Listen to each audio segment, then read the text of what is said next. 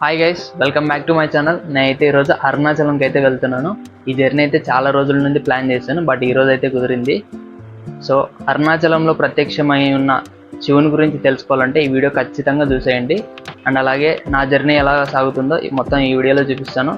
14 కిలోమీటర్ల గిరి ప్రదక్షిణ ఎలా చేయాలి అనేది కూడా ఈ వీడియోలోనే ఎక్స్ప్లెయిన్ చేస్తాను. ప్రజెంట్ నేను ట్రావెల్ చేస్తున్నది కోయంబత్తూరు నుండి కాట్పాడికి, కాట్పాడి నుండి తిరువన్నమలైకి. సో అరుణాచలంని తిరువన్నమలై కూడా అని అంటారు. నేనైతే జనరల్లోనే ట్రావెల్ చేస్తున్నాను. ఈ ట్రైన్ జర్నీ ఎలా ఉంటుందో ఖచ్చితంగా ఈ వీడియోలో చెప్తాను.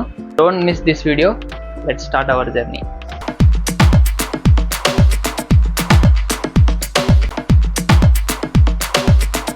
ఫస్ట్ కోయంబత్తూరు రైల్వే స్టేషన్కి అయితే రీచ్ అయిపోయాను. నేను వెళ్ళాల్సిన ట్రైన్ అయితే Jaipur super fast express. So ఇదైతే ఎవ్రీ ఫ్రైడే అయితే ఉంటుంది. అండ్ టికెట్ అయితే తీసుకున్నాను 140 జనరల్ టికెట్. ట్రైన్ ఇక్కడ నుంచి స్టార్ట్ అవుతుంది. ట్రైన్ చాలా ఖాళీ ఉంది. అండ్ ఈ ట్రైన్ అయితే కోయంబత్తూరులో స్టార్ట్ అయ్యి జైపూర్ వరకు అయితే వెళ్తుంది. ట్రైన్ ఖాళీ ఉంది కదా అని చెప్పేసి కాసేపు నిద్రపోయాను. అలా లేచి చూసేసరికి జోలార్పేట అయితే వచ్చేసింది. క్రౌడ్ చూస్తేనేమో ఫుల్ ఉంది ట్రైన్లో. సో ఏమైనా తిందామని చూస్తూ ఉంటే వడా సాంబార్ అయితే వచ్చింది. 50 రూపీస్ అంట. పర్లేదు, బాగానే ఉంది. ఇంకా నెక్స్ట్ స్టాప్ అయితే కాట్పాడి. కాసేపట్లో కాట్పాడికి అయితే రీచ్ అయిపోతాం. ట్రైన్ అయితే కాట్పాడికి అయితే రీచ్ అయిపోయింది. ఇక ఇక్కడ నుండి తిరువన్నమలైకి అయితే వెళ్ళాలి.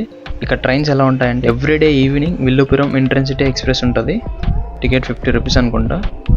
అండ్ అలాగే నేను వెళ్ళింది ఫ్రైడే. సో ఆ రోజు అయితే వీక్లీ ఎక్స్ప్రెస్ ఒకటి ఉన్నింది. Villupuram super fast express weekly train ఉన్నింది. సో దానికైతే వెళ్ళాను నేను. ట్రైన్ అయితే చాలా డిలే అయిపోయింది. 1 అవర్ లేట్గా అయితే వచ్చింది. ఇక్కడ నుంచి 93 కిలోమీటర్స్ అనమాట కాట్పాడి నుండి తిరువన్నమలైకి. కాట్పాడి జంక్షన్ అయితే చాలా పెద్దది, ఎందుకంటే 4 పెద్ద స్టేషన్స్ రూట్స్ అయితే కనెక్ట్ అయి ఉంటాయి. కోయంబత్తూరు, చెన్నై, బెంగళూరు, హైదరాబాద్. అండ్ ఎవరైనా కొత్తగా వీడియో చూస్తున్నట్లయితే లైక్ అండ్ షేర్, సబ్స్క్రైబ్. ఇక డోర్ దగ్గరకు వచ్చాను, లొకేషన్ ఎలా ఉందో చూద్దామని చెప్పేసి.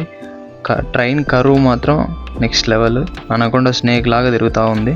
ఇక కాసేపు అయితే సన్సెట్ అవుతుంది. సన్సెట్ వ్యూ కూడా చూపిస్తా.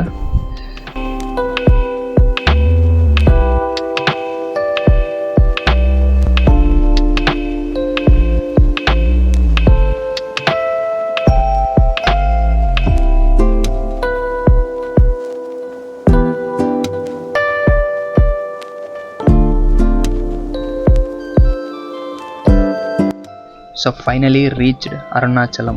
తిరువన్నమలైకి అయితే రీచ్ అయిపోయాను. సో ఇక్కడ రైల్వే స్టేషన్ నుండి టెంపుల్కి వెళ్ళాలంటే షేర్ ఆటోస్ అయితే ఉంటాయి, అందులో వెళ్ళండి. నేనైతే డైరెక్ట్ ఇక్కడ నుంచి ఆంధ్ర ఆశ్రమంకి అయితే వెళ్ళాను. టెంపుల్ నుండి 1 కిలోమీటర్ ఫార్ అవే ఉంది. సో నాకైతే ఒక్కొక్కరికి 50 రూపీస్ అయితే ఛార్జ్ చేశారు. ఎవరైనా కొత్త వాళ్ళు వచ్చినట్లయితే అమౌంట్ అయితే ఎక్స్ట్రా అయితే ఇవ్వకండి. నేనైతే ఫ్యామిలీతో అయితే వచ్చాను. సో అందుకని ఆంధ్ర ఆశ్రమంలో అయితే రూమ్ అయితే తీసుకున్నాము. 1 డేకి అయితే 1100 ఛార్జ్ చేస్తారు. సో రూమ్ కూడా చూపిస్తాను రూమ్ ఎలా ఉందో. రూమ్ లో అయితే 2 single cot beds with attached bathroom and అడిషనల్ గా చాపా తిండి అయితే ఉన్నాయి. ఐ థింక్ 1 డేకి వర్త్ అనుకుంటా, ఫ్యామిలీ కానీ ఫ్రెండ్స్ తో కానీ వస్తే. ఒకవేళ మీకు కూడా ఈ రూమ్స్ కావాలంటే మొబైల్ నెంబర్ అయితే డిస్ప్లే చేస్తాను. అండ్ అలాగే రైల్వే స్టేషన్ నుండి ఆంధ్ర ఆశ్రమం అని చెప్తే, అండ్ అలాగే మీరు కానీ సాటర్డే కానీ ఇక్కడికి వస్తే మీల్స్ అయితే ప్రొవైడ్ చేస్తారు. సో టైమింగ్ అయితే 11 నుండి 3 వరకు అనుకుంటా.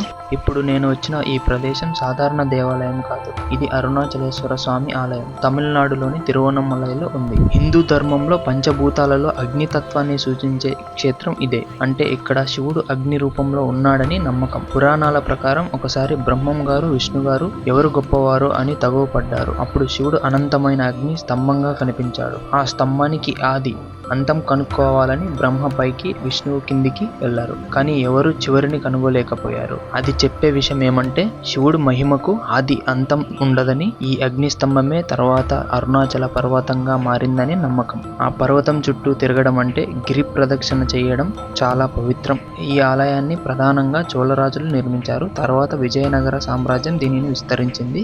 ప్రతి సంవత్సరం కార్తీక దీపం సమయంలో ఈ పర్వతంపై పెద్ద దీపం వెలిగిస్తారు. అది చూడటానికి లక్షలాది మంది తరలి వస్తారు. నేను చెప్పిన విషయం ఎంతమందికి తెలుసో కమెంట్ చేయండి. ఇక చూస్తే గిరివలం అయితే స్టార్ట్ చేసాము. ఇక్కడ మనకు గిరివలం చుట్టూ 8 లింగాలు ఉంటాయి. ప్రతి లింగానికి ఒక సిగ్నిఫికెన్స్ ఉంటుంది. రాత్రి టైంలో గిరి ప్రదక్షిణ చేస్తే క్లైమేట్ కూల్ గా ఉంటుంది, బికాస్ సమ్మర్ సీజన్ కదా. డే టైం ఫుల్ ఎండ ఉంటుంది. మొదటి లింగానికి అయితే చేరుకున్నాం, అదే ఇంద్రలింగం. ఇక్కడ ప్రార్థిస్తే సక్సెస్, రెస్పెక్ట్ వస్తాయనే నమ్మకం.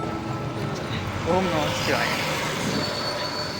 అండ్ ఈ మొత్తం గిరివలంలో చాలా టెంపుల్స్ అయితే వస్తాయి, వాటిని కూడా దర్శనం చేసుకుంటూ వెళ్దాం. మేము స్టార్ట్ చేసింది ఎర్లీ మార్నింగ్ 1 AM చూద్దాం ఎన్ని అవర్స్లో కంప్లీట్ చేస్తాము. అండ్ గాయ్స్ ఇంకోటి ఏంటంటే గిరి ప్రదక్షిణ ఎక్కడ స్టార్ట్ చేస్తే అక్కడ ఎండ్ చేయాలి, లేదు అంటే అది ఫినిష్ అవ్వలేదు అని అర్థం.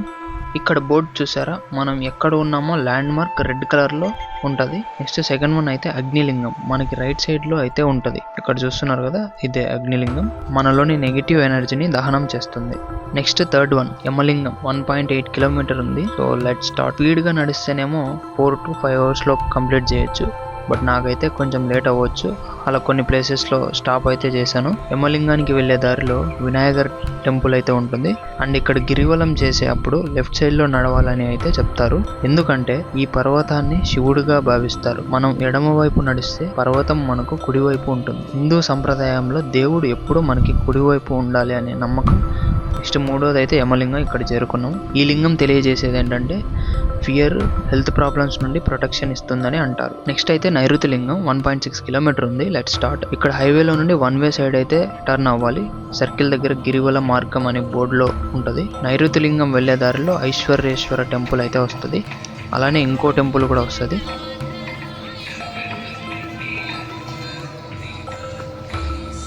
దుర్వాసాగ మహర్షి, ఇక్కడ లెఫ్ట్ సైడ్ లో చెట్టుకి ముడుపులు కడతారనుకుంటా మొక్కు కోసం, అలానే రాళ్ళు కూడా నిలబెట్టారు. ఇంకోటి ఏంటంటే రైట్ సైడ్ లో ఒక పెద్ద రాయి మీద కాయిన్స్ నిలబెడుతున్నారు, అంటే ఏదైనా మనసులో కోరుకొని నిలబడితే జరుగుతుంది అనే నమ్మకం అనుకుంటా. నేను కూడా చాలా సార్లు ట్రై చేశాను, లాస్ట్ కి నిలబడింది. నైరుతి లింగానికి అయితే చేరుకున్నాం. ఈ లింగం ఏం తెలియజేస్తుందంటే బ్యాడ్ లక్, నెగిటివ్ ఫోర్సెస్ ని దూరం చేస్తుంది.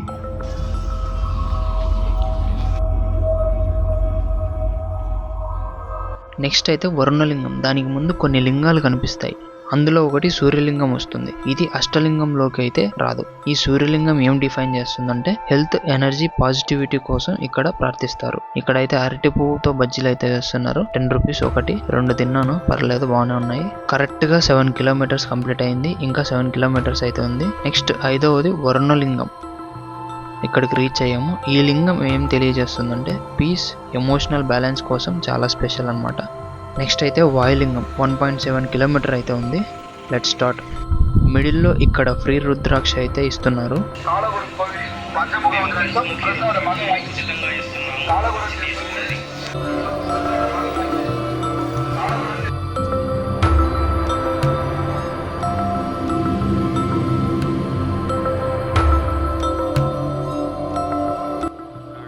ఇక వాయులింగానికి అయితే చేరుకున్నాం. ఈ వాయులింగం అయితే హెల్త్, బ్రీతింగ్, లైఫ్ ఎనర్జీకి సింబల్ అనమాట. నెక్స్ట్ అయితే కుబేరలింగం, 7వది. కానీ మధ్యలో అయితే చంద్రలింగం వస్తుంది. చంద్రలింగం కంప్లీట్ అయ్యి కుబేరలింగంకి స్టార్ట్ అయ్యాము. అన్నమలయార్ టెంపుల్ ఇంకా 4 కిలోమీటర్లు ఉంది.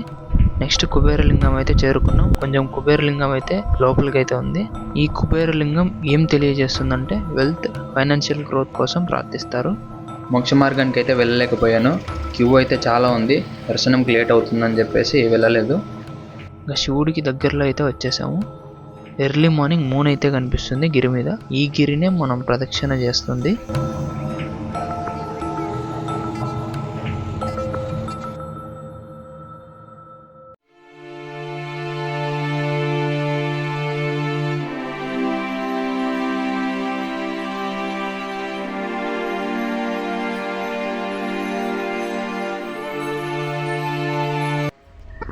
ఈ గిరివలం కంప్లీట్ చేయడానికి ఇంకా 2 కిలోమీటర్స్ ఉంది.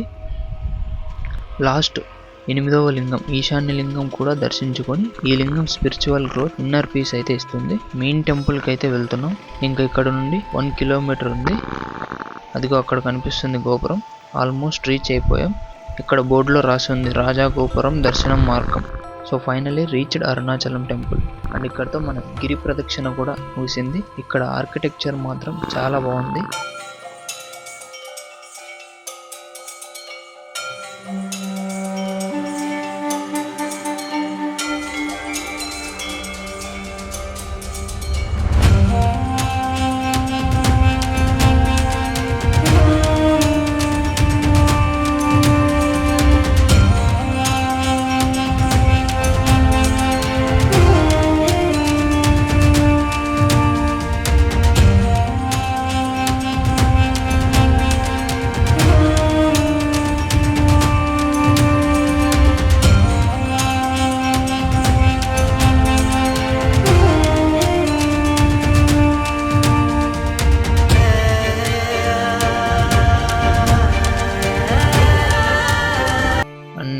ఫ్రీ దర్శనంకి వెళ్ళాను, కొంచెం టైం తీసుకుంది. సో ఫైనల్గా 10 అవర్స్ అయింది గిరివలంతో కలిపి. అండ్ ఇక్కడ అన్నదానం కూడా జరుగుతుంది, చెప్తాను వీడియోలో. క్రౌడ్ మాత్రం కొంచెం ఎక్కువగానే ఉంది నేను వచ్చినప్పుడు. టెంపుల్లో నుంచి బయటకు వచ్చాక రైట్ సైడ్లో అయితే ప్రసాదం అయితే దొరుకుతుంది. లడ్డు అయితే 5 ఉంటాయి, 50 rupees. And pulihora 10 rupees, sweet pongal 10 rupees. ఇంకా ప్రసాదం తీసుకొని అలా స్ట్రైట్ వచ్చేసాము. అలానే వెళ్తే అన్నదానం అయితే ఉంటుంది. ఇక్కడ అన్నదానం ఎక్కడ అని అడగండి చెప్తారు.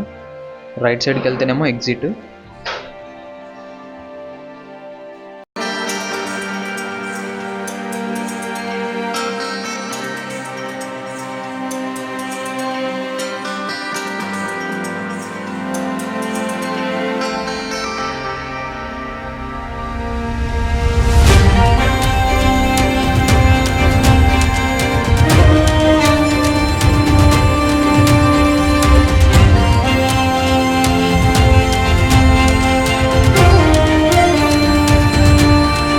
సో ఇదన్నమాట నా అరుణాచలం ట్రిప్.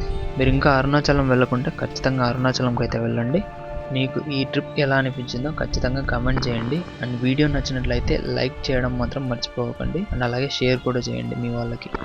ఇంకా తిరుపతికి వెళ్ళాలని చెప్పేసి తిరువనమలై రైల్వే స్టేషన్కి అయితే వచ్చాము. క్రౌడ్ మాత్రం నెక్స్ట్ లెవెల్, అసలుకి ప్లేసే లేదు. అరుణాచలేశ్వరుని దర్శనం పూర్తి చేసుకున్నాక మనసు చాలా ప్రశాంతంగా మారింది. ఇక్కడ ఆధ్యాత్మిక అనుభూతి జీవితాంతం గుర్తుండిపోతుంది. ఇప్పుడు నా ప్రయాణం తదుపరి పవిత్ర క్షేత్రం అయిన తిరుపతికి ప్రారంభమవుతుంది. అన్నమయ్య గారి కీర్తనాలు వినిపించే ఆ దివ్యక్షేత్రం శ్రీ వెంకటేశ్వర స్వామి వారి దర్శనం కోసం నేను బయలుదేరుతున్నాను. మీరు కూడా ఇలా ఒక ఆధ్యాత్మిక ట్రిప్ ప్లాన్ చేయాలని నేను సూచిస్తున్నాను. మరి తిరుపతి ట్రిప్ వీడియోలో కలుద్దాం.